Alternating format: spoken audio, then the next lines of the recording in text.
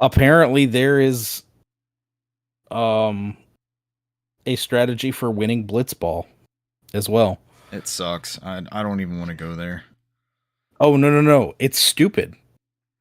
You have to go in manual mode. I looked at all this shit. I've done so much fucking Blitzball research. Oh no. Oh, I didn't do the bots. It was this thing where like hold on. Let me find it because it should be right here.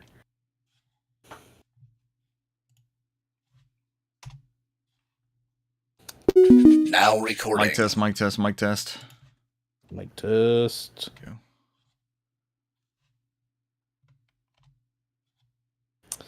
Did I put it on my saved? All right, we're both in there. Watch later. Man, I usually don't hose this. Or I haven't been recently. It's fine. It's the beginning of the show. Backup's in there too. Why is it because of something I mentioned is feeding over into your algorithm? Is that how it works? I don't know. Does it feel like that? Stop. AI doesn't. They'll circle never properly tackle. Oh, please don't be giving me Blitzball strategies. It's literally talks about the AI and how the AI just like swims in circles. So friend of the show, Dale, Uno, enjoys the hell out of some Blitzball. And I was like, get out of this thread. I can't handle you with this Blitzball. Oh, it's not gonna happen. Stop trying to make Blitzball cool. Blitzball strategists. I mean, there's people that really do enjoy it. Some people are on Reddit are like, let's make a whole game out of just Blitzball. We need just Blitzball.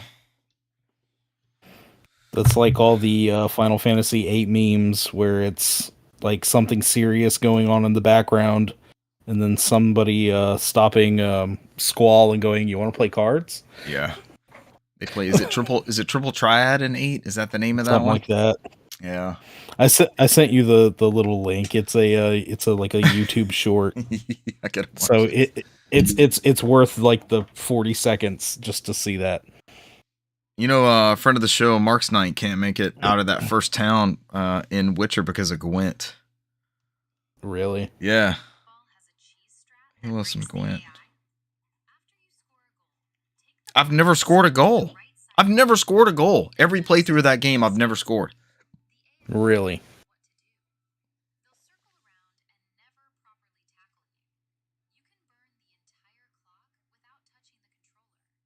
Oh my god. Do you see him just spinning around? Yes, and the characters of the formations are just swimming in circles. That's unbelievable.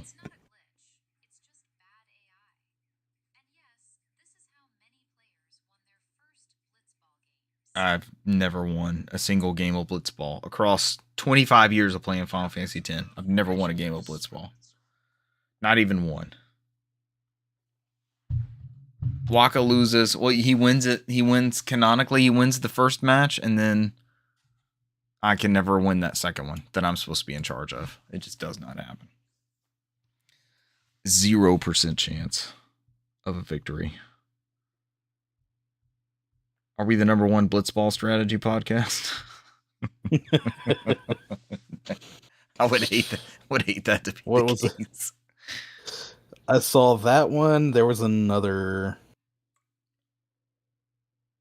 I need to get Buish to play this. I talked him into trying 9. I don't know what on. Maybe Game Pass at the time? I think I need him to play 10. I think 10 is going to be the one to do. He's replaying the madness. No, this one's about the... Just bad AI. This one's about a... it's like a giant fish boss. In 10? And you can... Yeah, and you can like run away. You can like swim away from it. In the beginning when he swims? Or maybe it's later. Send that one to me. I'll check it out too. But it's talking about how you can... It's technically a zombie, so you can just kill it with potions or Phoenix Downs. Oh. Maybe that's coming up for me. Send me that one too so I could check it out. If it's something coming up that's going to be Start sending easy, that you- would be yeah. nice. Start sending you all these little strategies and things. So how did this enter your algorithm? When's the last time you I played have this no game? clue. Yeah. Never. This is I'll put that poster up. This is going to go down as one of my all-time greats. It really is. I heard the closest I guess I've come to Final Fantasy X is apparently Lord of the Rings: The Third Age. Mhm. They borrowed that Which is battle just- system. Yeah, pretty Yep. much what I've heard is like it's Final Fantasy X, but it's Lord of the Rings game. The whole And I shtick, loved like, the Third Age. you So- did love the Third Age? The Third Age is awesome. I played the Ah. shit out of the Third Age, man. It's one of a great those. game. It's like Beyond Good and Evil and Prince of Persia: Sands of Time. I have it for all three of those platforms of that era. I've got it on everything. But it's conditional. So like if you pick Haste or whatever the Lord of the Rings Third Age equivalent is of Haste, you can see on the side like how that affects the moves. I love that so fucking much. Did you play all the way through? I believe so. Yeah.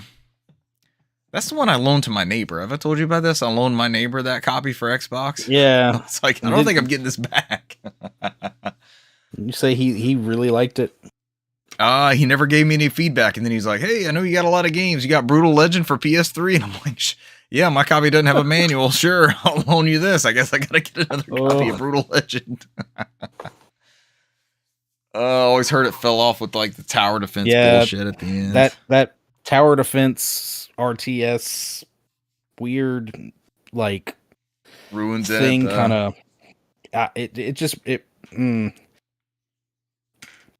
it lost me. Yeah, it lost falls me off. Yeah. I've heard that. I mean, that's the general consensus on that one. You're definitely not the outlier there. All right, you ready to do this thing, Rant McKee? Oh shoot! So this was never mind. There's one thing on here that we technically already talked about. We brought it up last week. Did we? Mario movie? Hideki leaving. Yes. Nintendo. Cesar brought that up as a side piece, right? A side story. Yeah. Okay. So I'm gonna get rid of that one. Are there any more details in the news story? This could be a brief one, if so. No. Okay. I don't think I remember the Yoshi's Island bit, and you see what shirt I'm.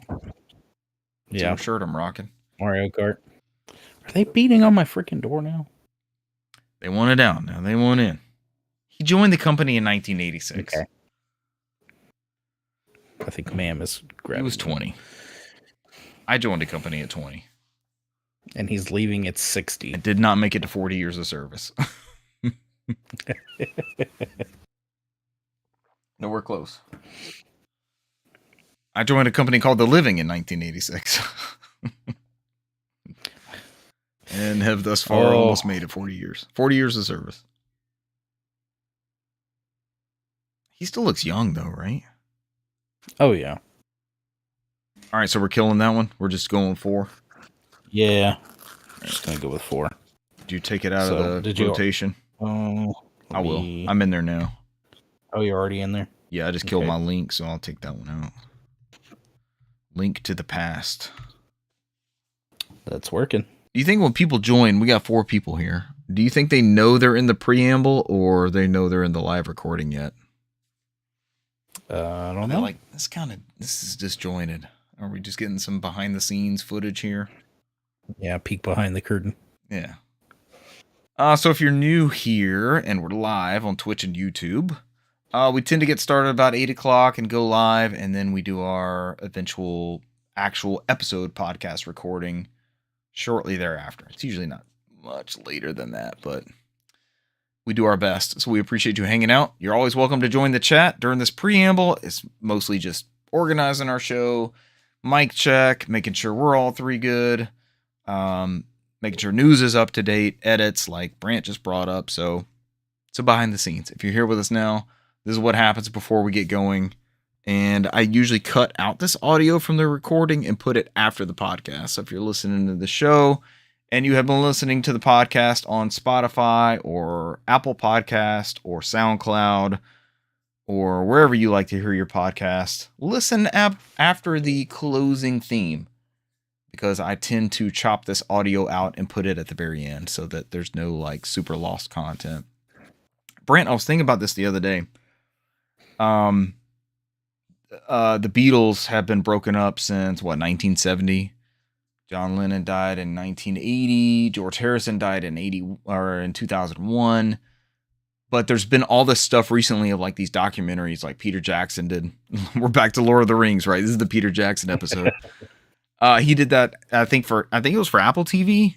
He did the Beatles like behind the scenes Let It Be special where he brought all this old footage together and stuff. And there's a song that came out at the end of last year called Free as a Bird.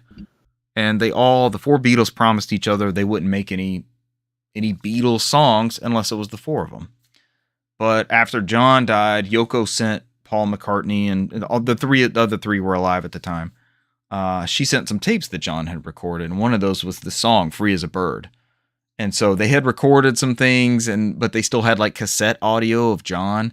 And as technology has gotten better since the early 90s, they brought his audio like fully to the forefront as if he was sitting there. So then they still had George's guitar parts from before he passed. And then I don't know if they even redid Paul and Ringo's bits, but there's like a full-fledged new Beatles song in 2025. And it's been in like the forefront of my mind, and I've been listening to it and whistling to it and stuff like that. And, it'll probably just be a B-side on one of their records, but it's like the legacy of that creative process and the lost but then found, and who knows who will take value out of the stuff that we're recording that doesn't actually go in the episode but goes in the after credits, post credits.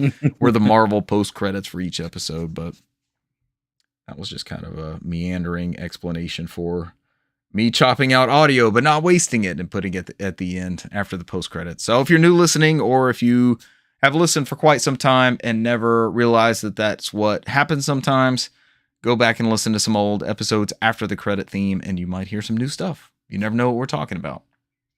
Sometimes it's about random shit. Sometimes it's about the show. Sometimes it's about news we're cutting out. You never know. So either way, we appreciate you for finding us.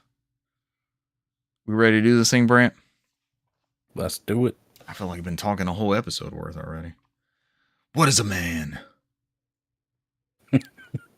Miserable little pile of secrets. Secrets. Throw that glass.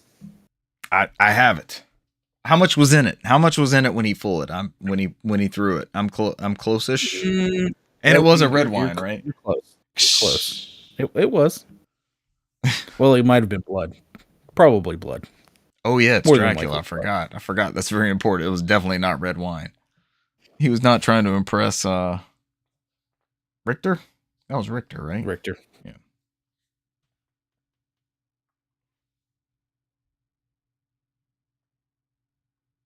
Ladies and gentlemen, welcome to episode 382 of the NOFODcast. We are No Outside Food or Drink, the Southeast premier video game and Beatles lore podcast. I told a story about some restored Beatles songs in the preamble. You'll find it after the closing theme of this here podcast.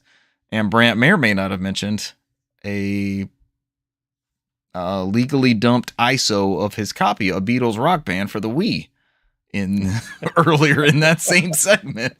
This is just a Beatles show. I don't remember if that. Yeah, I don't remember if it was before or after you started recording.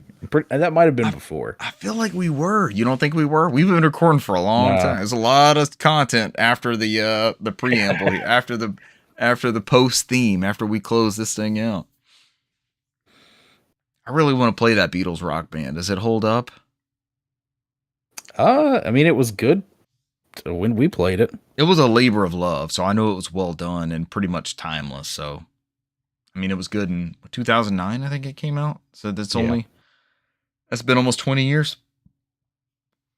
So, good God. Alas, all my Wii Rock Band instruments bit the dust. So, Are they dead, or you lost them, or got rid of them? I think might have gotten rid of one of the guitars. The mic was, I don't even remember what happened to the mic. It went somewhere. And Those then that's just a USB. Like that's not that it's just a special. USB Yeah, you mic. can replace those easy breezy. And then the drum set, it honestly, like the cord started dry rotting and deteriorating. And I think when the children were young, somebody may have yanked on the cord of the pedal and not like pulled the headphone jack part out, but actually pulled the wires out of the pedal. That was it, huh? It was like, well, that's it. Oh, plastic instruments, we yearn for thee. Did We just need Cracked. Was it Cracked that's bringing all those guitars and stuff back? The Xbox They and need to do a PC drum one set. is cheap right now on Woot. Did you see that deal? I think it's $80. I did see that. But I feel like, so I've got a 360 guitar. So part of me is like, okay, that's fine. I feel like I need the PlayStation version of that because it works for PC. But more importantly, it works for PS3, PS4, and PS5. So you get all that original Rock Band stuff. You get the Guitar Heroes. You get Rock Band, Beatles. So there's some legacy stuff there that is really worth, because a PS3 guitar is $10 or $15 by itself, but you need that Bluetooth dongle. It's that dongle that's $100+ right there, easy. Always the dongles. Always pay the dongle tax. Yeah, it's just that's honestly the worst part, because you got the instrument and then you need this $100 edition, but the instrument already has some wear and tear on it and years too. So you never know what you're going to get with those used instruments or those dongles. Brian, what's your favorite dongle? Name your favorite dongle. I enjoy the the dongle that was to adapt the memory cards for the PS3. That was a useful dongle for me. I have borrowed your dongle and partaken in your dongle, that specific one. I think I copied a bunch of saves to my PS3. It's a good dongle. It's a good, solid, it's a working dongle. It's hard to find a working dongle, especially when you get close to 40. those dongles are hard to find. I wish someone would recreate those. Brand is, of course, talking about the official Sony. It was an accessory that was like, what, $20 at the time, I think, at MSRP, maybe 30. Aren't they expensive now? Oh, they're super expensive. That's why I borrowed yours. But you could put the original PS3s were backwards compatible with PS1 and PS2 games. And you could pop your PS1 and PS2 memory cards into this dongle, and copy those saves to your PS3 hard drive. And that was every PS3 that came out initially. They were all backwards compatible. Whether you got the 20 gig, the 60 gig with the Wi-Fi built in, you got that backwards compatibility. With the full Emotion Engine chip on the motherboard and everything. So then they eventually stopped selling those because they stopped having backward compatible PS3s, and the price, they went like, they nosedived into clearance, and I never got one, and then they went absolutely exorbitant on pricing. How much are they now? Say just the adapter by itself, I'm seeing as low as 55 on a site that may not be reputable, but for the most part on eBay they're like 60, 70 bucks. If you want it in the box, it's going to be over $100. Oh my lord. So there's one third party one, if I remember right. It's like a Nyko or something. And as far as I've found out, that one is just fine, but it's also almost equally expensive. There's almost no advantage to getting the Nyko one. You need that compatibility. It'd be great for somebody to remake that thing. Who's sitting out there for that, waiting on that though? We need a lot more advancements in probably PS3 modding and backward compatibility for that to really take off, right? I do want one of those cracked controllers though, the guitar controllers. Mm-hmm. I've been eyeballing the PlayStation version. Wow. How many episodes of the show end up waxing poetic of plastic music instruments? It's pretty common, right? Or PS3 lamenting the loss of the PS3, the successors of the PS3. And just to think, there was a time, honestly, probably close to about 8 to 10 years ago, when you could walk into any mom and pop game store and they had those guitars everywhere. You could go into Goodwill and they were everywhere. Yep. And you couldn't, like, they'd almost want to give them to you. They're like, somebody would come in the door, hey, I've got that. Nope, we don't want any more. And now the trade value would be like 10 cents just to keep you from trading it in. You're like, I'll keep it for 10 cents. You're not wrong. Oh, how the tides have changed. Mm-hmm. This week's news, Brant, we have a new podcast this week, of course. This week's news: GTA 6 may not be physical on day 1? ? How about that new Mario movie? Also ? Update on Virtual Boy games on Switch 2. And we have your February PlayStation Essential Games. They've already been announced. I'm one of your hosts, Richard Bergman, joined tonight by Newsmaster Brant McKee. What's up? Brant, thank you for building the news. I love news that includes physical games, Mario movies, Virtual Boy titles, and PlayStation Essential Games, which we're all in that PlayStation Essential tier, bare minimum, and we are guaranteed to get some of these fantastic titles this month. I'm excited. Tomorrow's the new... tomorrow is the first Tuesday of the month. This will be the new Humble Bundle games. So I feel like we just got January's. And so now February's will be rolling through. That game I sent you the key for earlier was Tomb Raider 4 through 6 Remastered. That ended up being the Buish game. When you were like, Steam said I already had this one. So Buish got a pretty decent collection there. About to say, I think Cesar had already gifted that to me. I got it too. I think Cesar gave it to me as well. Yeah, I think he gifted it to me probably a few days before you sent me that one. Yeah. We have dedicated Tomb Raider Steam decks. It was what? I said days, if not even just maybe one day. Okay, perfect. You can't beat it. You probably got it from the same bundle. Build that collection. Yep.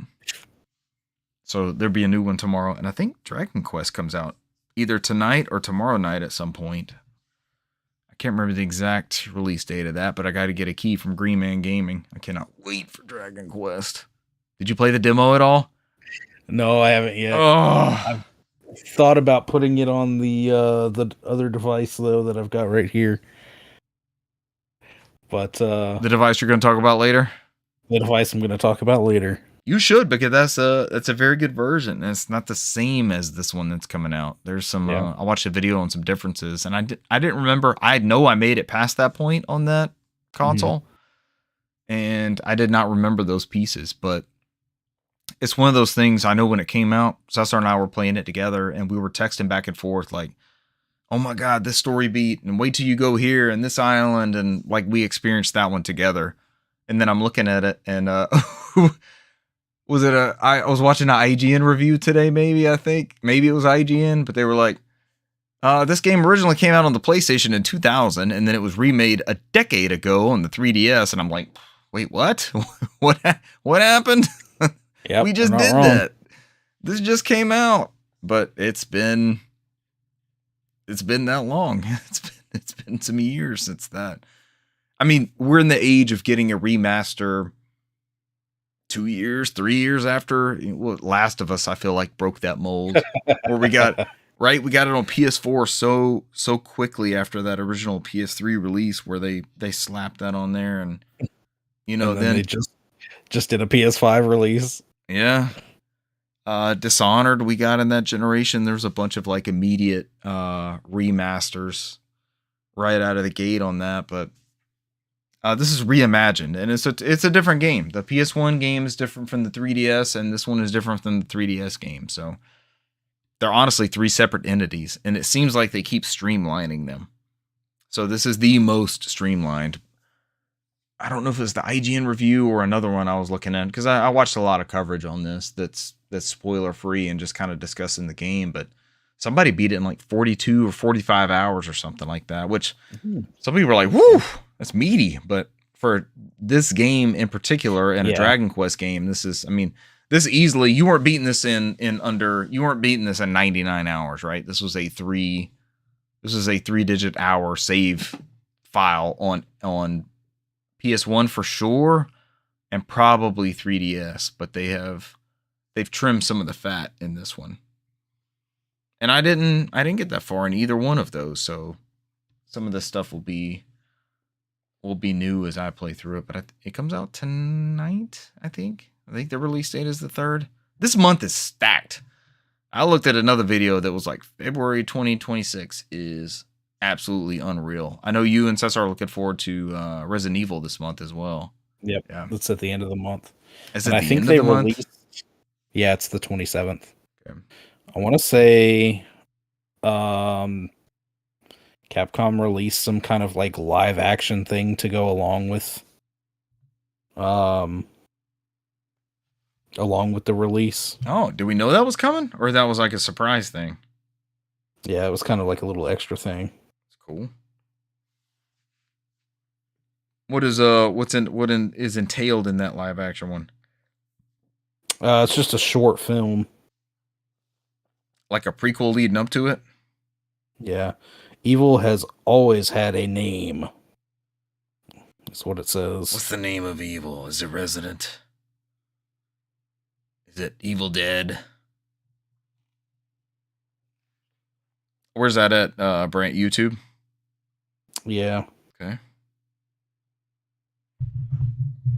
Good place for prequel, drum up interest in Resident Evil.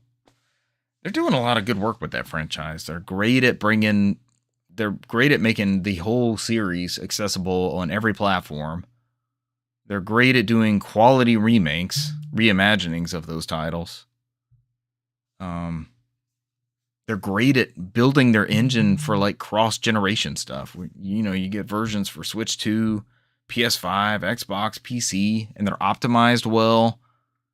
I know Cesar likes to bring it up on the show, but Capcom's just like firing on all cylinders with these releases. They don't miss right now. They're doing a great job. I was about to say, a lot of people are, excited about the end of the month, how we're getting Resident Evil Requiem on Switch 2, along with Biohazard and was it Biohazard?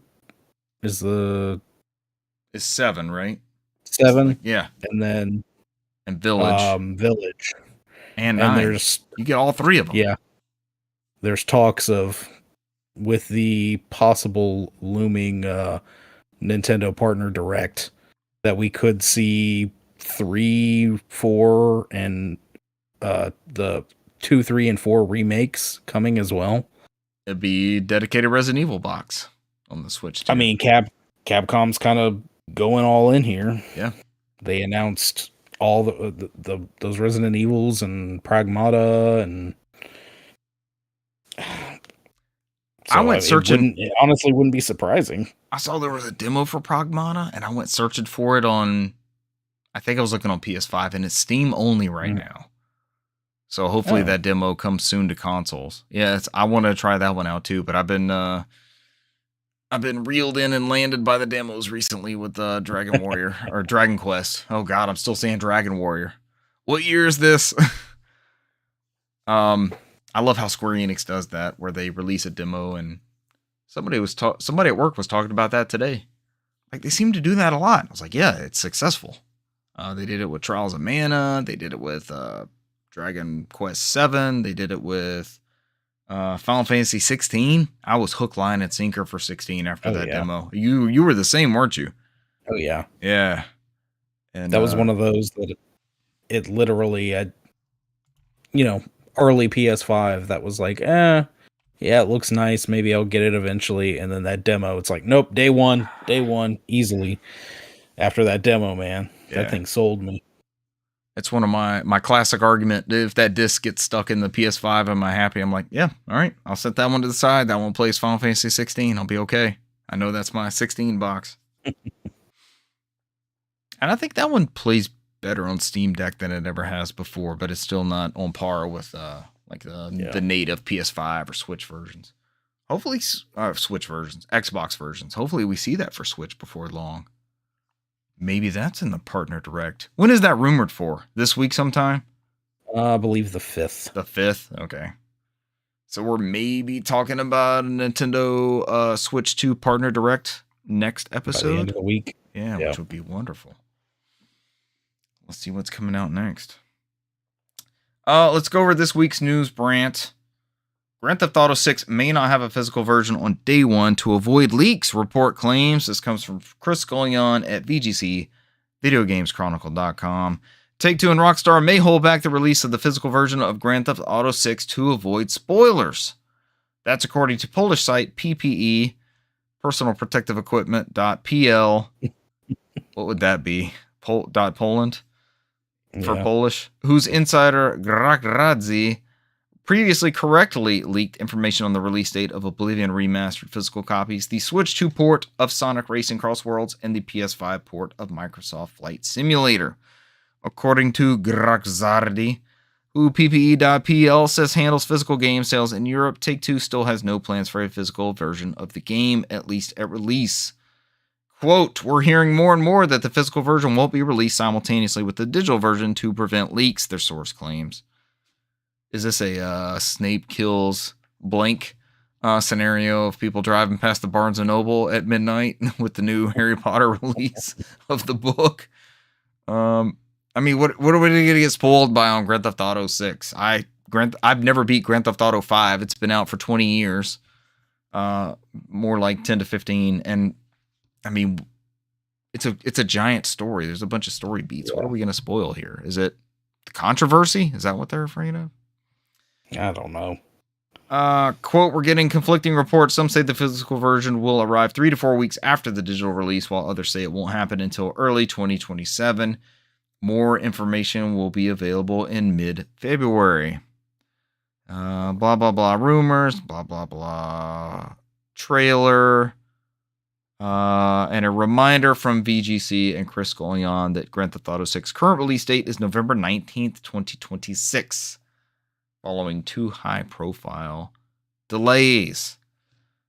Brand McKee, I guess the big news in this story is, does that deter you from purchasing day one? Is that going to curtail any other sales figures for Grand Theft Auto 6, which I'm sure we all anticipate being it's going to set like a bajillion records for entertainment releases and stuff, right? People are going to buy it either way just because of the name. Yeah. But I mean, I forget what was the game that came out recently within the past year, and it got out, like some copies got out early, but it didn't matter because it still had to like call out to the server, and it doesn't even make sense except for maybe the whole disc production process, right? We're not going to have a physical at release because we're worried about that. You could still do that. You could lock it to an activation key and have to call out to a server, which, I mean, yeah, some people are not going to like, but if you lift that restriction after whatever date, and only have that key go active on that date or whatever, I would assume you could kind of get around some of that. Yeah. So you still lock it behind some sort of DRM, even though it's a physical copy? You still make it do a check? Is that going to piss people off? See, that would be the thing, is like you'd have to make sure that if it is done before this date, this time, that yes, it has to call out. Yeah. But afterward, you could, patch that out some way, or I don't know. All right. Because that... Go ahead. I'm just thinking about that because yeah, you wouldn't want to eventually get this disc later and then 5, 10, 20 years down the road try to pop it into your PS5 and it's like, oh nope, that server's not active. You can't play this game. You tie it to it has to be some sort of DRM. It can't be like a system clock. You can't like set your PlayStation 2 to 2000 and then you can play, a game ahead of time. So I think back to my first two retail experiences. I had not yet turned 18 when Grand Theft Auto San Andreas came out, but I had been pretty much hired by the company I was going to work for. And I was in the store. I was helping like in the atmosphere. I had a shirt. I had a name tag, everything. I just wasn't on the clock. I was like, I was just a nerdy volunteer because I couldn't legally ring those games through. And at the top of those games was a strip across the case that had the street date on it. And it was October. It's on the back of that poster over there. I think it's slightly out of view. But it was like October 29th, 2004. It was right before Halloween for the PS2 version of Grand Theft Auto San Andreas. And then the week after that was Halo 2 for the original Xbox. And that was November 9th, 2004. I had to double check maybe 2 weeks after that. But that's all that separated those two giant franchises, right? Those two huge zeitgeist of entertainment. And there was I know specifically, maybe the Grand Theft Auto one didn't have a tag, but the Xbox Halo 2, you would cut open that cardboard sleeve of those games that they sent you. They sent you packs of, I think it was 12 DVDs vertical. And on the top of it, it said street date, do not sell before November 9th, 2004. And then you could see that on Halo 3 and Mass Effect. And there was all these games that were street dated. Maybe that was an Xbox thing. But they absolutely would not let you do that. And typically they had timing in the system, like people report finding these games early at Walmart, right? And you can't ring that game through at Walmart. It flags the employee. When they turned that same Grand Theft Auto, when that hot coffee mod was found, they rated that game adults only, and that SKU rang up as like 10,000. It was like $9,999.99 in our system, and nobody would pay for that copy. Right, as soon as you scan that through, there's no way for you to sell that game. So, and that would flag in the system. They would know if somebody fudged numbers and stuff. So, I think about. This is going to be long-winded. I think about street dates. I think about game key cards. I think about activation. I think about DRM. Are you okay with a game key card bypassing that date stuff? Like, okay, I'm getting Grand Theft Auto 6 on Switch 2. And I know if I get it early somehow, it's just not going to work. And there's going to be a level of DRM with this key card or let's say the full game's on a Switch 2 card. But I know it's just not going to activate, and I have to be okay with knowing there's a certain level of DRM with this full version of this game that I've purchased. It's kind of a mix of those two, right? Yeah. I don't know. I don't know where I was going with that, but it's a weird. It's all with licenses. We're just licensing some of these games, and I guess the drawing the line with this physical version is like, what are you getting with this physical version? We know this day one launch version of Grand Theft Auto 6 will not be the version will not be the version of Grand Theft Auto 6 that you can play in 2027, right? It's not even going to be the same thing.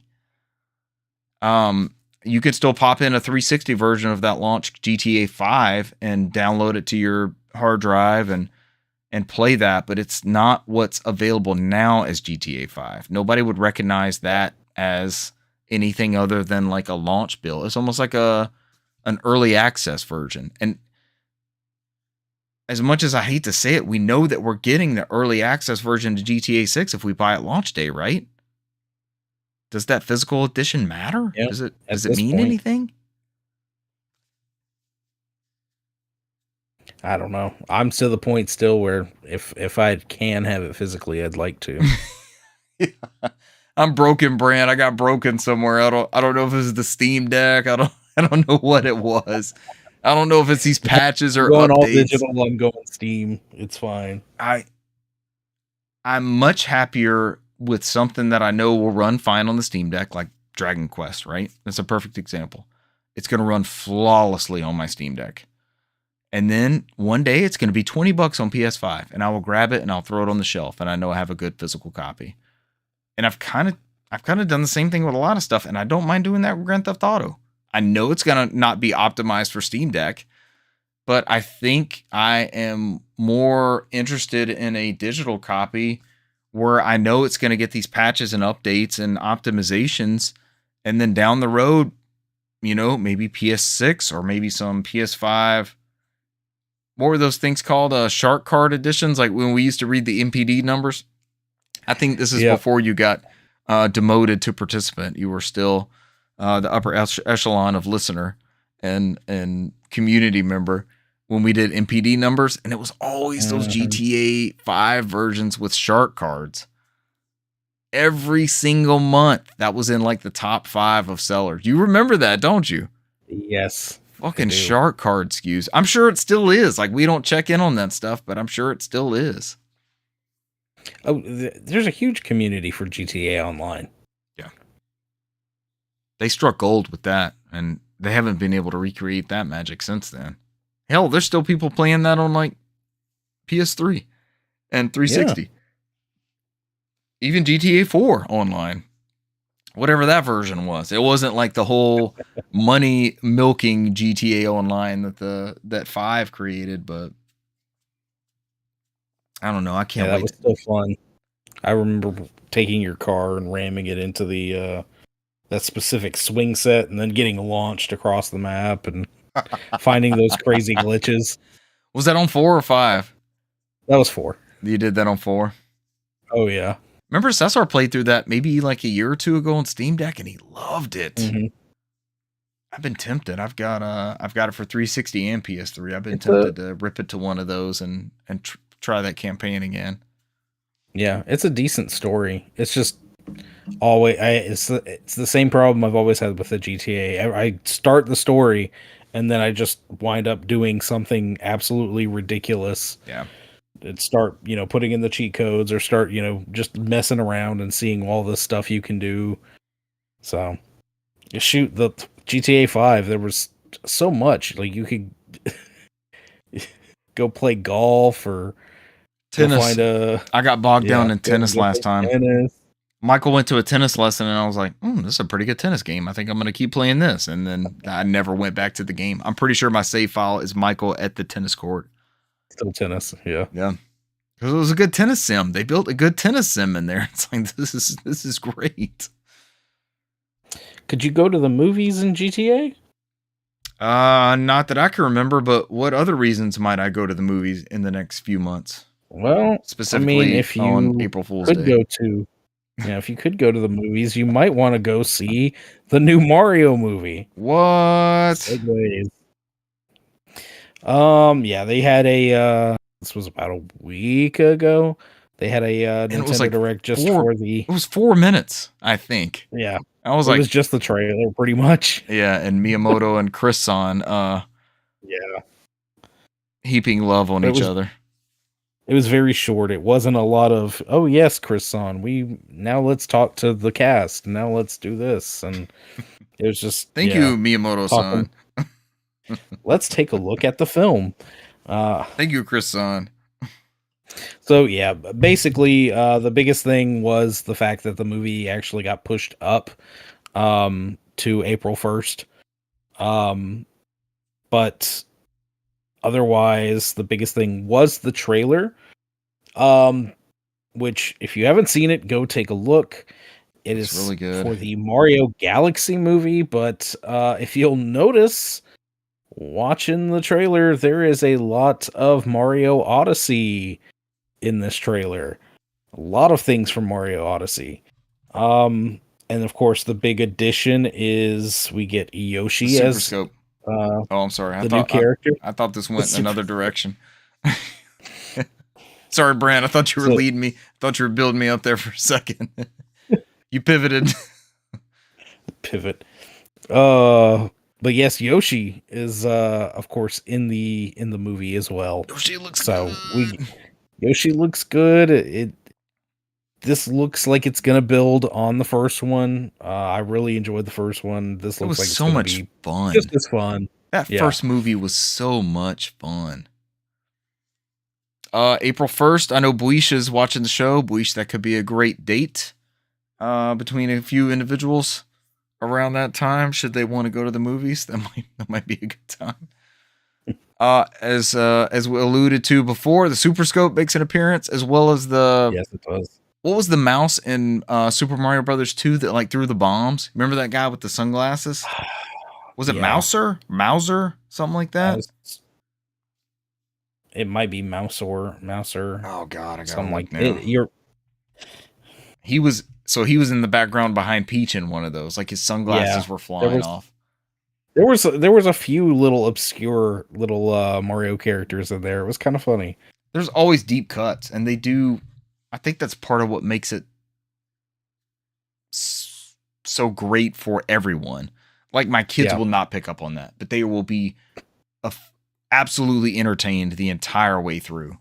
But I'll be there spotting these things. You'll be the Leonardo DiCaprio exactly. meme. Mouser, that is his name. Mouser is a recurring boss in Super Mario Brothers 2, recognizable as a large gray humanoid mouse wearing pink sunglasses, gloves, and boots.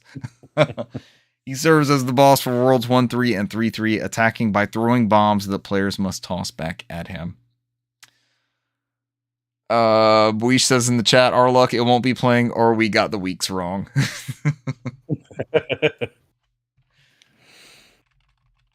Buish, or there's no grill inside the establishment. It's an inside cut. Anything else big come from that, Brant? No, it just it definitely looks good. I'm down to see this. Absolutely. That first movie is so much fun. Wish you could view it in VR though. Brant, are you aware of the history of Nintendo and VR? I am. It's a storied history. All the way back to Labo on the Nintendo Switch. Brant, I think there was some time before that. Wait a minute, there's something else. I have one of these. The box is not behind me. That box is in an exclusive place.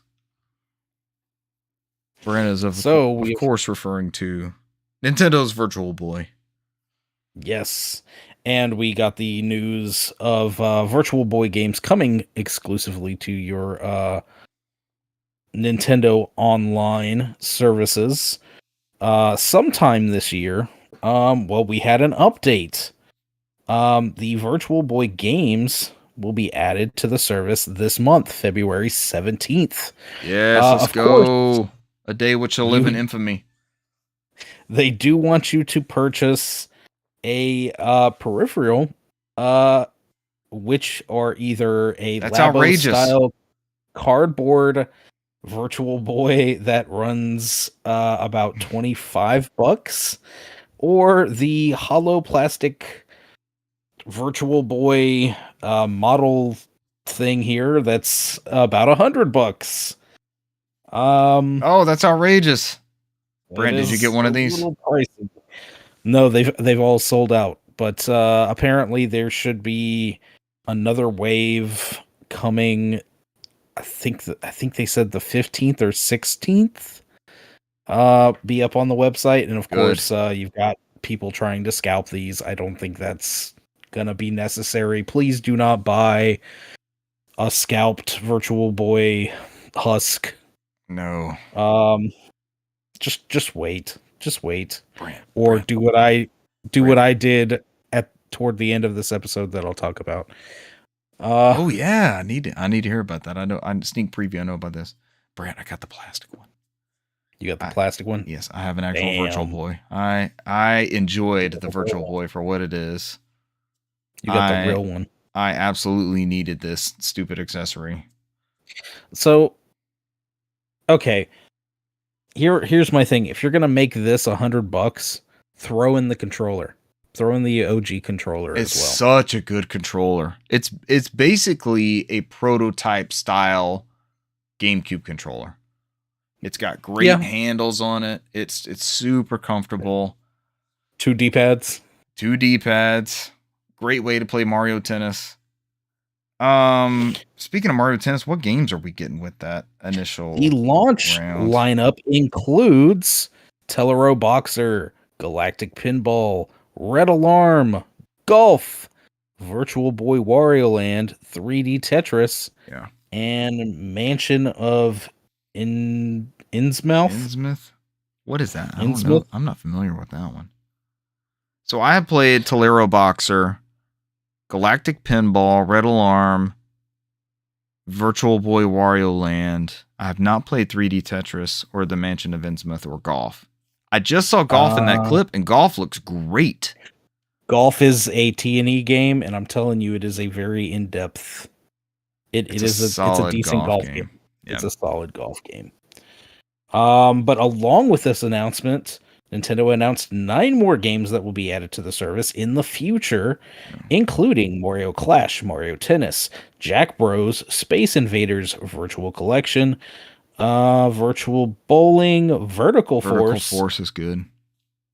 V Tetris, and the previously unreleased Zero Racer and D Hopper. Zero Racer is the F-Zero esque. Yeah. Like it is like in the, from what I've heard, it's in the universe of F-Zero. It was kind of like a spin-off game. Who would have thought we would have gotten So- previously unreleased Virtual Boy games in 2026? Who saw that coming? Yes, I'm looking forward to seeing those come to alternate storefronts as well. Somebody's gonna dump those ROMs. So We that know it's may- gonna happen. So that I may find those. Yes, considering that this is available for both Switch and Switch 2, I'm sure that somebody with a OG Switch running special firmware may be able to get those unreleased Virtual Boy games to the masses if they so choose to do the Lord's work. At the end of that trailer, they kind of show how that plastic, like the plastic $100 one, performs. Mm-hmm. Yeah, That might be the one to get, man. That's a super inexpensive Right. way to get into the. Yeah, it looks legit. Of that second wave that you're talking about, Mario Clash is very, very good. Of course, these games played with. So you had. People may not know listening to this is a 32-bit. This is the successor to the Game Boy. This system was developed by Gunpei Yokoi of.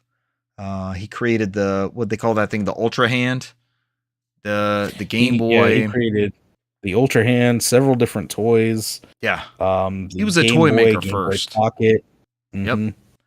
And he left Nintendo after the Virtual Boy because it was a disappointment, and so he kind of left with his tail tucked sort of thing. He pulled up behind somebody that had been in a car accident on the highway, like the Wonder Swan. He went to was it Bandai? Bandai. And made the Wonder Swan. Brant's holding one up, and I've never even seen a Wonder Swan in person. So yeah, that looks like something he would design with the Tate mode and everything. And he pulled up behind somebody with a flat tire, had just been in a car accident or something like that, and he got out and was hit by a passing vehicle and passed in 97, I think. At the age of 55, I think. Jeez. So he never got to see like the bounce back from the Virtual Boy and the success of the GameCube and all these other, as the industry would go. But Gunpei Yokoi is like an industry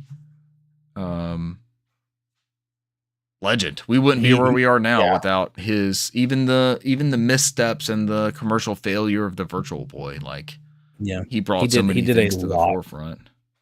He did a lot for Nintendo and gaming. Just gaming period. and gaming in general. He's somewhat credited as well for giving us the D-pad, like the modern D-pad. So I want to say he led that R&D 1 division that gave us Metroid and Kid Icarus and battery backups, and just like there's things that I pop in my game and I can save it, like it traces back to the origins of Gunpei Yokoi's creations and such. Gunpei lived and died by that blue ocean, the take what is old and make it new again, know. Which Nintendo ended up having they had to rediscover once he was lost. It took 10 to 12 years to for them to get out of that arms race and do what made them special again. If anybody's making the argument like Nintendo does things differently and they're toy makers first and this sort of thing, it comes from this dude's concept of driving what is play, what is art design, what is interactivity, like as a whole. And this was his magnum opus with Nintendo. And well, I mean, he did the Virtual Boy, and then kind of right before he left did the Game Boy Pocket or the Game Boy Pocket Light, or right before he left, as kind of a refresh, and to, I guess, not end on what was considered a commercial failure. But honestly, the Virtual Boy was kind of pushed out too early. He was never ready to release it when they released it. Yeah. I don't think that this red and black monochrome, is that where we're going to start with? Like, what is a Virtual Boy? You lean into it. I think it launched at $199, and it's this set of goggles that you would lean into, and it came with a stand and a controller that detached off of it, and it ran off of batteries, or you could get an AC adapter. And there was a couple games for it. And Mario Tennis was the pack-in, I think. Because I know I still have Mario Tennis. Some of mine were relieved of me. Storage break-in, but I had Mario Clash and a bunch of these other ones, but it is what it is. And the big thing for that is that it was 32-bit and you could jump in between. It was VR.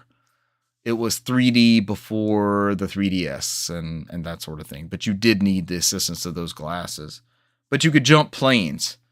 So Mario Clash has Mario, jumping on Koopas and going down pipes and such. But you're bouncing in between planes. You're going in the foreground and the background. And Wario Land did a great job at that. And this was the first appearance of Mario Tennis. So the tennis ball, you'd hit the tennis ball and the camera would follow the ball in 3D over the net and the opponent would hit it. And that was probably my most played Virtual Boy game was Mario Tennis. And famously, the system, I wonder if they'll do this, Brant, this is going to be important to see with these versions. It would pause itself and say, hey, you've been playing for 15 minutes. Your eyes need to take a break. It would tell you, hey, you probably get some eye strain going on with this monochrome red and black imagery. It was notorious, that red and black, for giving people headaches. Yeah. And it came with a stand, right? Just this basic like A-frame stand, and you could lean into a table and play it. But my favorite way was to and I got one super cheap way after it was not relevant anymore, was to just lay it on the top of my head. And then I would lay back in the bed and just kind of play looking straight up. And I never had that issue. Like, I was never moving. I didn't have to lean into it, that sort of thing. So it was meant at the very conception to be a VR headset, to be on your face. But then they worried about the weight after a while. And also they worried about kids walking around with it on and hurting themselves. So then it became like, no, we have to have this stationary, because he wanted you, because it was battery powered, to basically be like a Game Boy. It was VR, but you could travel with it, you could take it places. It still needed to be portable, right? And they were attaching like Nintendo Entertainment System, Super Nintendo, Nintendo 64, you had Game Boy. So you had Virtual Boy. It needed to be portable. It was going to be something you carried around and took with you, and it wasn't meant to be multiplayer. Was there a link cable? There was supposed to be a link cable. The link cable did the link cable even ever come out? I don't know that it ever did, or if anything supported it. I don't think the link cable ever even came out. I don't know either. I don't know that I've ever seen one or know of anything to support it. It'd probably be a Tetris game that supported it, though.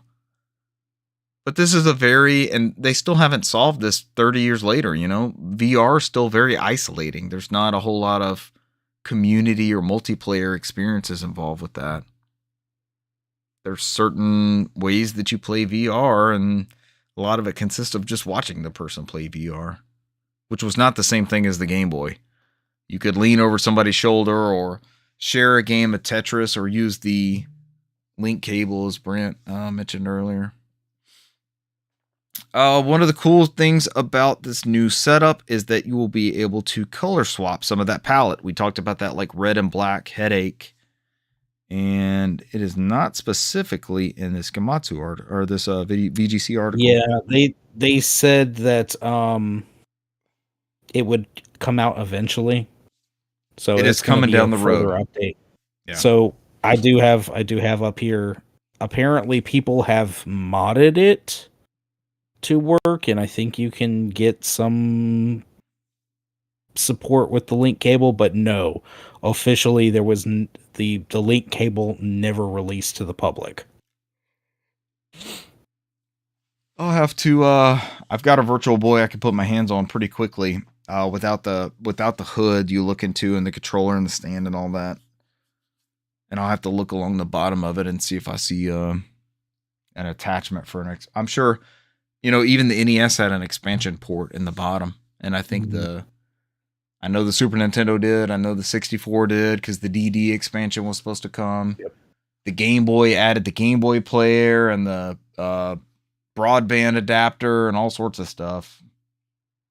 The Wii had all its ports out the back. I think by that time it was like you just got ports off the back of the console. It had GameCube ports. It had GameCube ports.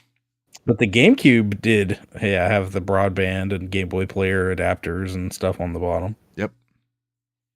That you had to pop in there. Yep. Those broadband adapters are expensive now. They're very pricey for playing the likes of Mario Kart Double Dash and Wave Race and such.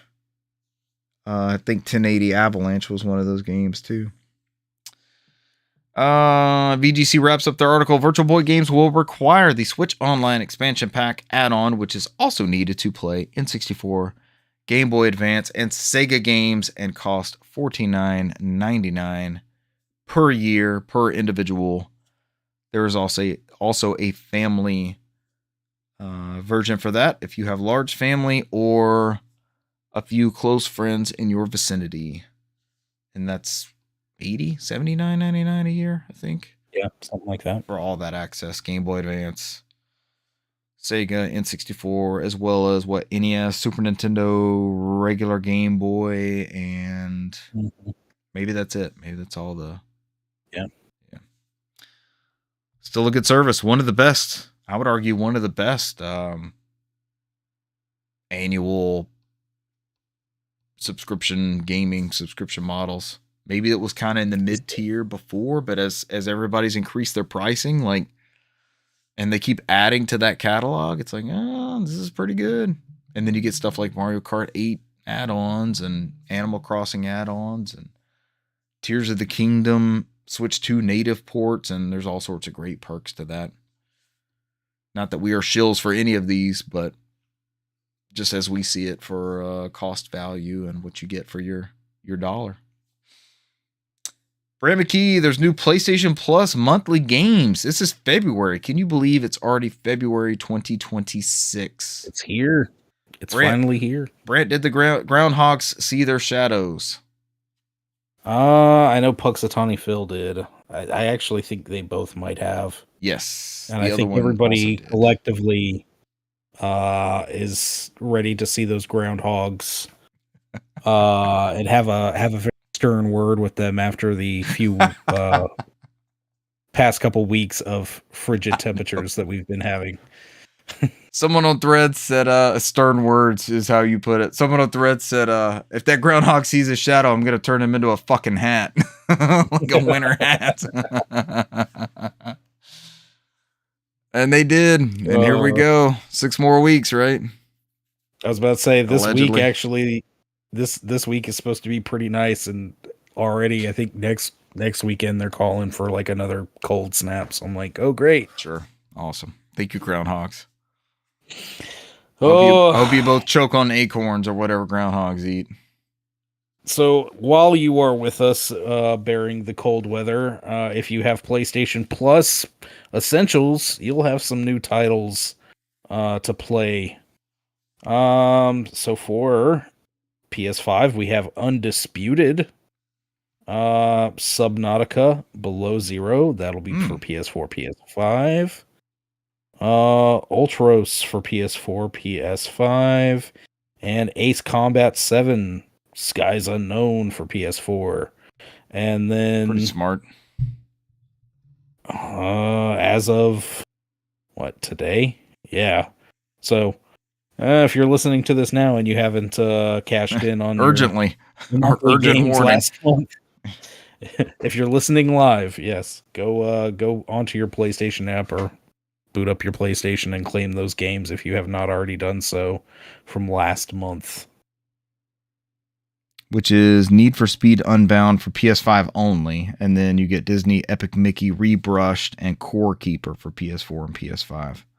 When are we going to get into it's not this month, because I see Ace Combat 7 is a PS4 game. Ultros is PS5 and PS4.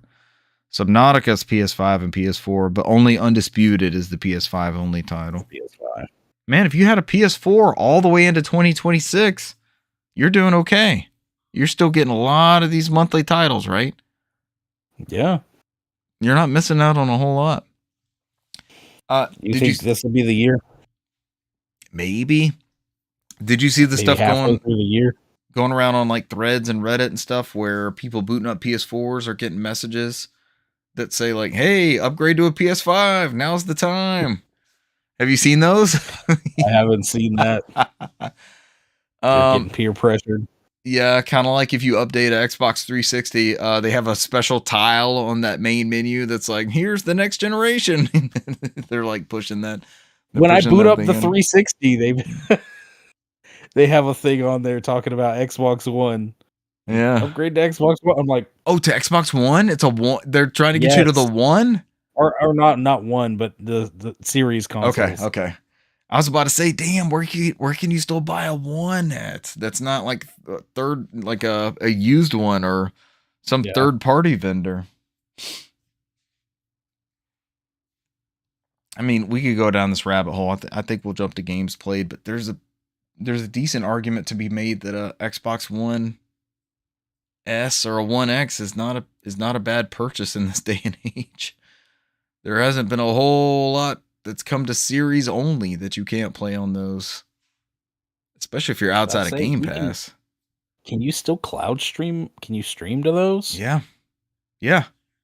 You know what? So I take that back. So you can play like Oblivion Remastered on Series X. You just stream to it.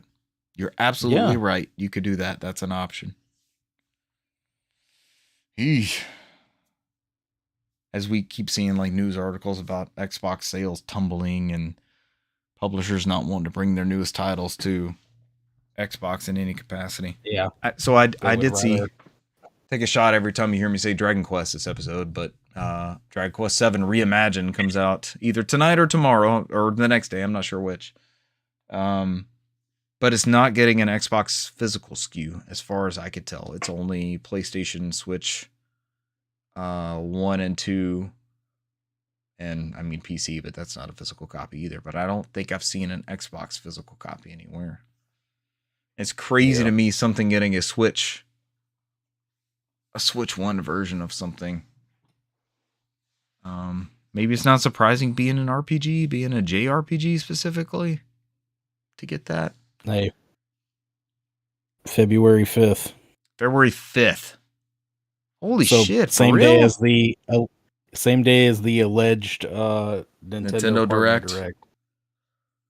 When they announced Dragon Quest VIII Reimagined, which would be awesome. On to games played, and we will wrap up this episode. Brand, I haven't played a whole lot. How about you? I've played a little bit, dabbled mostly. You have other things to catch us up on. I played some Final Fantasy X, and I don't exactly recall where I left off last time. So I don't know that I'm going to add much to this episode from my Final Fantasy X playthrough. I know you had talked about them learning, or Titus learning, that Yuna is not going to at make the it end of out the- of this pilgrimage. Yeah, is if they, do what they're questing to do, she does not live. She won't survive, and he was very upset. Yep. Okay, so we were with the Albed in the Machina, which Waka is heavily against. And even the Albed have got this airship. Like, we took off in this airship, and they're like, we don't know how to fly this thing.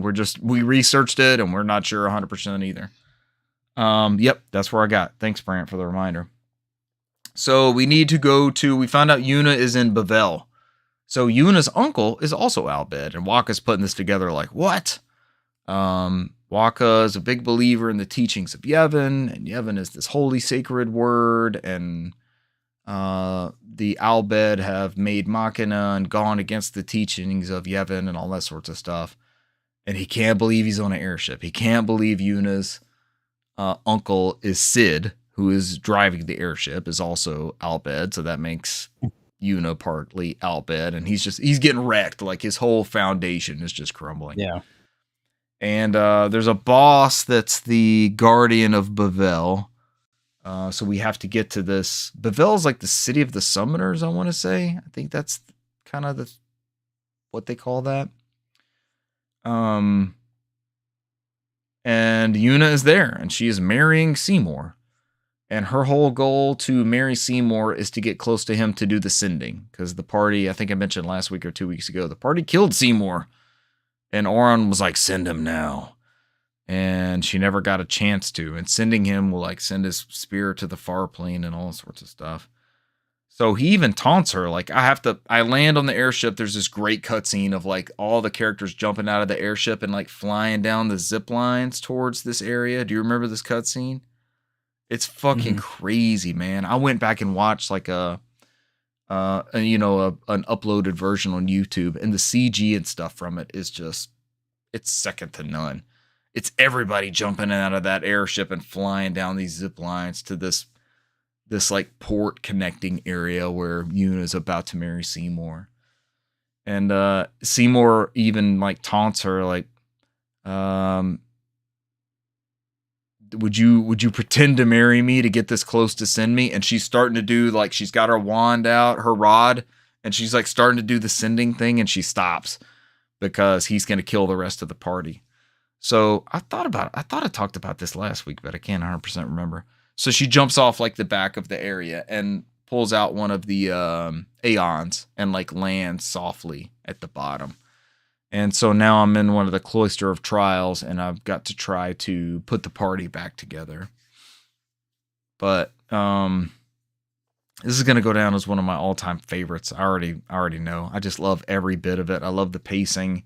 I've been playing this game for 25 years and never beat it. So I got to keep driving this forward, and I'm leveling up when I need to. I'm not really losing at battles. I talked a couple weeks ago about like getting turned into stone by those enemies just because I wasn't really paying attention. Yeah. And that was just like, that's RPG mechanics of this is just going to happen. These fluke things that occur. And it's just good, man. I love that game so fucking much. It's so good. I'm playing it on PS2. This is the furthest I've ever gotten in any of these playthroughs, like Vita, PS3, PS2. It's just everything about it is just perfect. Brant, we were talking to the pre-show about games that use this kind of turn-based system because I just love this. There's been times I have run from a fight. Titus can use flee, so he can, if he's in the party, he can use flee and they just run and you don't lose anything. You just get out of the battle. But very, very rarely, it's a story beat that I'm trying to get to if I try to run from a battle. But I just love being in this combat system. I love the flow of it. I love the elements. I love the different. There's just a pattern to a black mage, a white mage, somebody who can is a tank, somebody who fights aerial enemies, somebody who can buff, like Titus buffs people. He can cast haste and cheer, which improves defense against magic, and just. I'm having so much fun playing with the system. Like even just getting in a regular battle is a good time. Yeah. In those in between story beats and moments and stuff, and it's just good, man. And the storytelling's fantastic. The voice acting, I've championed for years like the Super Nintendo and PlayStation 1 RPGs and you just played Legend of Dragoon to completion in the past year, right? Yeah. So there's no voice acted lines in that. You're having to fill in. Like you gave Dart a voice. You gave all the characters their different accents and angles and emotions and everything. When you read those text boxes, you assigned that in the storytelling in your mind.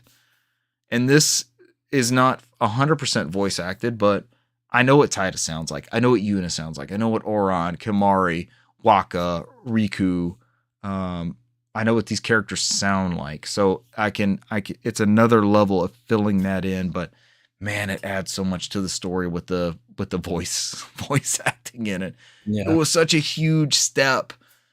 And I look back at that timetable of like 97 to 2001, we got 4 full-fledged Final Fantasy games and not half-ass bullshit ones. Like we got 3 discs, 4 disc, 4 disc, 1 DVD ROM. We got these massive adventures in this block of time. And just like everything from that era, we don't know how good we had it, right? A side note on news, Wario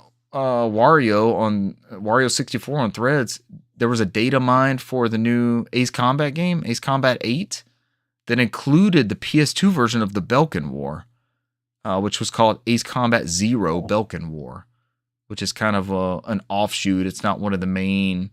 You had Ace Combat 4 and 5 on PS2, and then you had this Ace Combat 0. But that was data mined in there along with like a system test, like a tech test type thing. So be interested to see what that SKU turns into or what they release with that, because more Ace Combat is good. Speaking of Wario, he just a few minutes ago, he put out a message talking about Netflix will no longer be available on PS3 after March 2nd, 2026. No! We have a month. We have a month to consume all the Netflix we want to on PS3. I may download it on my PS3 and sign in just to watch it in the year of our Lord 2026. It's hooked up right now. Oh, the kids were playing Need for Speed on it this past week. Yeah. I could make this happen and get a last minute Netflix viewage in on the old PlayStation Triple. But that's it for me, Brant. What you got? Still been chucking away. When I have a little bit of time, playing some Metro Prime 2. Mm-hmm. Last time I talked, I had just gotten the like Spider Ball upgrade. So the one thing that is nice about this Metroid, not being like overly hand-holdy and stuff, where you just kind of go wherever, but also as you're wandering around, you might get a blinking message, and it's like something, it might say Chozo Tech or foreign technology detected, and it'll like go on the map and kind of show you what area. The first Metroid Prime would do like that. A little, it's like sensing overheating in the coal mine area to just kind of give you a heads up. and it would be somewhere like I had no connection on my map to. It's like, okay, sure. Just show me that random fucking spot. I have no clue how to get there. But so it'll let you know kind of where you need to go. If you're getting to me, it's somewhat annoying because I'm just running around like exploring something, and then I'll just get this message, just like, okay, cool, yeah, I know, but I'm doing something, I'm exploring, I'm looking at this. Give me a second. But still, it's nice that it's like no rush, just hey, there's something over here, just check that out when you get a second. But anyway, got the spider ball. I'm going around and had one of those. I had to, and have to retread back to the area I was in before, which was like a bog area. And as I go to leave this like industrial machine complex thing, Dark Samus shows up and like blows up the bridge. And then, of course, which then allows me to use the spider ball tracks. So good thing I just unlocked the spider ball. Yeah. Work my way back to Torvis Bog. To find the Power Bomb Guardian, which was actually very easily taken out. Like, you just have to spider ball up some tracks and then go to 4 different bomb slots, and then this thing drops and kills this. It was like a plant, and it just chucked bombs at you, just power bombs at you. After that, I had to trek all the way back to the other place where I just came from. And this area has like a lot of machinery, like mechanized enemies. And there's new enemies that like were there. They were always just kind of statuesque. There were these huge hulking enemies. They're called like Ing Smashers or something. Okay. And now they're awake.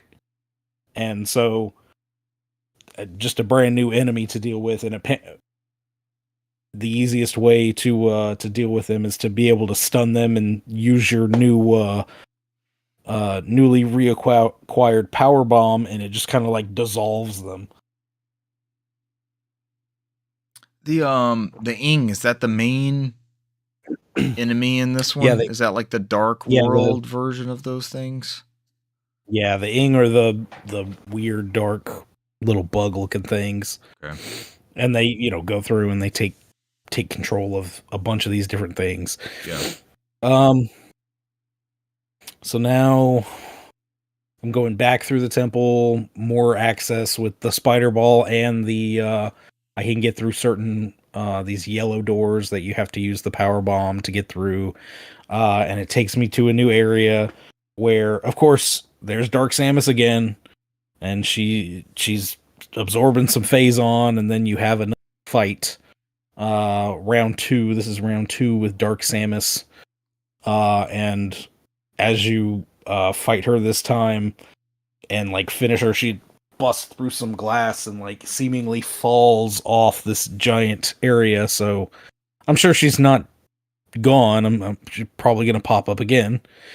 But then you hop through some portals and you get another power up called the Echo Visor.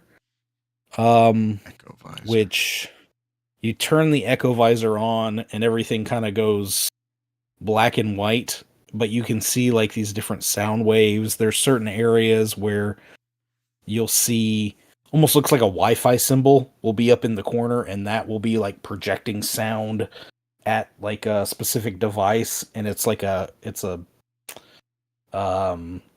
supersonic lock or something, like what they're saying. And so you might have 2 or 3 of them that you've got to put the Echo Visor on, look at it, and destroy those sensors that are sending that signal to like a door or something, and then the door comes down and gives you more access. That's a cool gameplay element. Yeah, I like that. It is. So again, continue exploring this area now with the Echo Visor. And I just got the screw attack upgrade. That one didn't have any kind of boss or guardian. It was just like a really quick little puzzle where you went back from the light and dark world and engaged some lasers and stuff, and then had to go back and activate it, and there it is. How does I'm that work on the collecting- 3D versions? How does the screw attack work on 3D Metroid? You literally just go into that. Yeah, you do the double jump, so you do 1, 2, and then subsequently after that you'll get a very quick screw attack where you kind of just in a line will go. You can't go infinitely, obviously, Okay. but 3 or 4 spins, and you spin very, very quickly. But this, allows you to pass, big gaps. If they didn't have like a grapple point or something.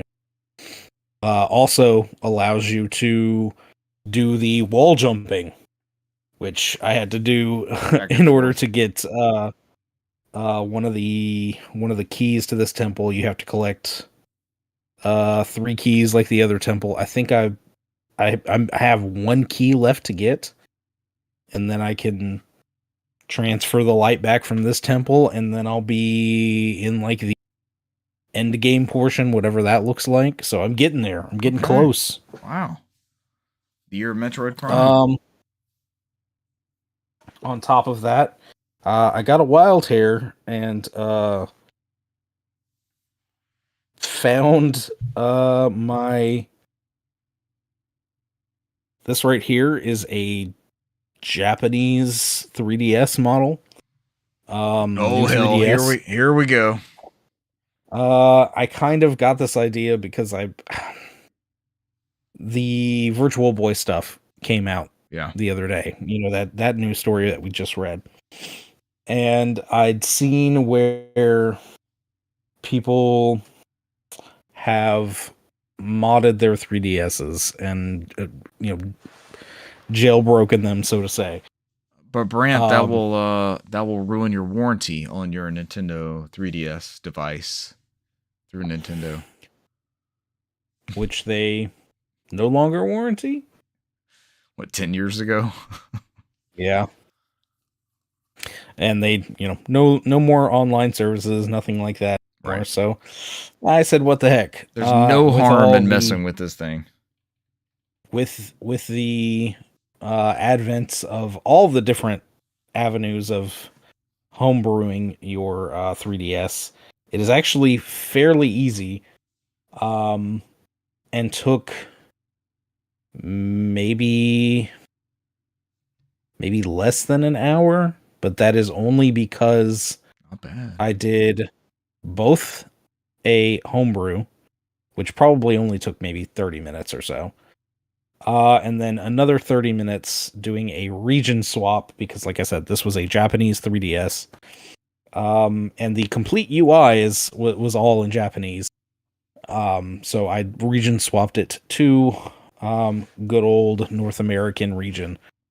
Okay. And from there, you can do all sorts of fun things like install custom themes, emulators, such as a emulator called Red Viper that allows you to play Virtual Boy games and actually uses the 3D slider on the 3DS systems. And so I've played a good bit of all of these games. I probably played 10, 15, 20 minutes of a bunch of different Virtual Boy games. I think I was telling you how all of those T&E games that were developed, Red Alert and Golf, were just amazing games. Wario Land's pretty fun. Mario Tennis is really good. On top of that, it's really, really interesting to be able to find all these different homebrew projects, or like I said, themes. They've the community behind this, everything's community driven. People have made really elaborate, nice themes to really weird and funny out there themes. But it's as easy as going to a website and in a certain application on your 3DS, scanning the QR code, and within seconds, it pulls that data down and it's on your system. It's that easy, huh? It's that easy. Ooh. And the mad Interested. lads and ladies on Reddit, yeah, it's as easy as looking up certain game names and files styles in a QR code and then being able to install those directly on your system as well, which is really interesting. It's a great community.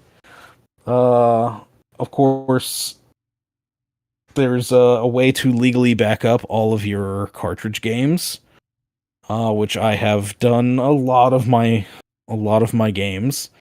They've gone a step farther. There is a storefront. As you know, a lot of games were either eShop exclusive only, and then of course there was a bunch of games that needed updates or DLC. And if you didn't have those, you're kind of out of luck. Except this application has all of that on there. You can literally go through and update all of those big deal. games. That's huge. Put all that DLC, everything from old, some of those old game demos are on there too. If you wanted to download the demo for some reason and just see what that demo version looked like, they've got E3 videos, 3D videos, all sorts of stuff that they used had to download on those. Like after E3, they would release those 3D videos of like, it didn't even have a name yet. It was just Paper Mario, but you could download the Paper Mario. What'd they call that one? Sticker Star. They called it like Paper Mario 3D. You could download that 3D video and just play it back and watch it. I did that with a bunch of 3D titles from that. I think it was Super Mario 3D is what they called it before it was Mario 3D Land. And it's cool that all of that is preserved on there. That's the preservation is a big deal. And demos, like, yeah, it's a sample of the game, but there may be some stuff in there that didn't make it into the final retail SKU. Like Final Fantasy VII lets you play as Aerith in the slums. You know, you didn't have her that early in the game, but here you can play that early on the PS1 demo. So there's always cool stuff in those. Mm-hmm. That easy. On top of that, and there's QR codes out there like that. Oh yeah. Where would one go on the subreddit to find said QR codes? Oh, it's as easy as just Googling around. If we'll talk afterward about the specific storefronts and things. We should. And reach out to us, NOFODcast@gmail.com to discover these same trade secrets. Don't condone piracy, but one can find any sort of methods. And if Nintendo has taken away your right to be able to access these through legal means, I mean, what is one to do? Venture out on the seas. But the 3DS is super capable. It can run all sorts of Genesis, Super Nintendo. Of course, obviously, if it's 3DS, Super Nintendo. I don't know if Super Nintendo emulation is capable on the original 3DS or 2DS even. I'm not 100% sure. Haven't tested those out on those systems, but on the 3DS, everything performs fine. Of course, the 3DS could do Game Boy, NES, Game Boy Advanced games easily. Yeah. And backwards compatible to DS, so you have a huge library of games that you can play all on this one system. It only got Game Boy Advance games via that Ambassador Pass, right? That was the only way, yeah. But technically, it does have a baked-in Game Boy Advanced emulator, right? And that is with it having that very similar architecture to the original DS. Yeah. Which apparently most games run fairly fine off of that internal emulation. There is a another emulator you can get, GBA emulator for your modded system. And as far as I know, a few of the games that use like the gyro sensor actually work in that other emulator, not in the internal one. Huh. I saw somebody doing. It wasn't. I don't think it was Kirby. I can't remember which freaking Game Boy Advance game it was. Yeah. It was. Was it a Yoshi game?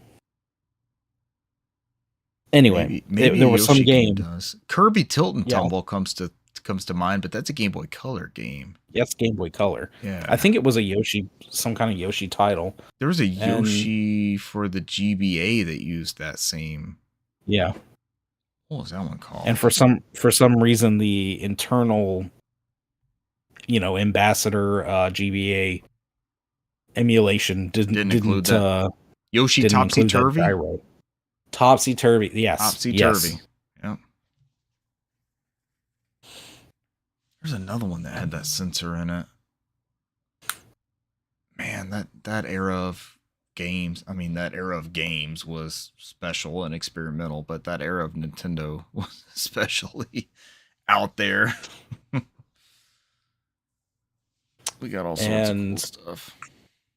I told you about it. There was also somebody did the Lord's work, and we got a couple of 3D ports of some N64 games like Star Fox and both the Ocarina of Time and Majora's Mask. But somebody did a really, really good job and ported the Super Mario 64 to 3DS and runs at 60 frames a second. It has the stereoscopic 3D support. I've got to have this. We need to talk about this sooner than later. I pulled it up yesterday, showing my nephew, and like I said, he had a 2DS, so he's known that the 3DS did 3D, but he'd never seen it in person. And so he came from the side as I was showing my son, and he's like, "Gosh, what's that? It looks terrible." And then I'm like, "No. Hold it." And he, put it in front of him right here, yeah. And then I started doing the slider, and he's like, "Whoa." He was blown away. I got to see his genuine shock to that stereoscopic 3D. He's like, I never knew. This is so cool. 3D is so great. It's such an immersive effect, especially when done right. The 3D on the 3DS, it's not like stuff jumped out at you, but it gave such a depth to that screen. And the dimension. It was so good. And especially the new 3DSs, when they adjusted the technology and really fine-tuned it is amazing. Yeah. This was just such a capable machine, and I loved kind of tinkering and playing around with it this week. And I don't know, I love my gaming handhelds, PS Vita, PSP, Game Boys, 3DSs, Wonder Swan. Damn, I'll take them all, Swan. baby. Yeah, give us some portable gaming. Accessible, shareable, multiplayer, scalable. Most of the things dock to a TV in some capacity these days. It's just, it's awesome. Brand, is this thing called Render 64? No. That's not the root of the Mario 64 for 3DS? No. Okay. I'll inquire with you shortly then. I sent you a one of those special QR codes over the weekend that I'm pretty sure is the link for that. Leads to that one. Link to the past. Yes, QR link to the past. I will check that literally. out. That's right. It was late one evening. I remember this. Okay, I already have this. I can do it. I'll give that a shot. But all right, that's it for me. Some 3DS tinkering and Metroid Prime 2. Almost there, almost in the home stretch. Echoes is that subtitle? Yeah. Are you planning to jump straight into Prime 3 after this? Give it a Maybe. break? It just depends. Maybe. Yeah. It just depends. We'll see. We'll see what happens. Although, did you see that the Walmart advert that went up for Nintendo Switch Online that they had to take down, and Nintendo had to included a GameCube game you've been playing recently. Included Pikmin 2 and Metroid Prime 2 Echoes, and people speculated that those were coming to the service at some point. Maybe I was like, man, it would just be my luck. It would be my luck that I almost finished Metroid Prime 2 on the GameCube, and then they go, hey, look, it's available on the Switch. Yeah, but what a way to play on original hardware with the controller. The controller was designed for that interface. Like you're getting the better experience, I would argue. You're not getting the easiest or more modern, but I would say you're getting the full artistic vision of that experience. This is how it's meant to be played. Yes, correct. 100%. I agree. 100%. All right, is that it for us? That's it. All right, ladies and gentlemen, thank you for joining us this week, and we will catch you next week. Bye. See you.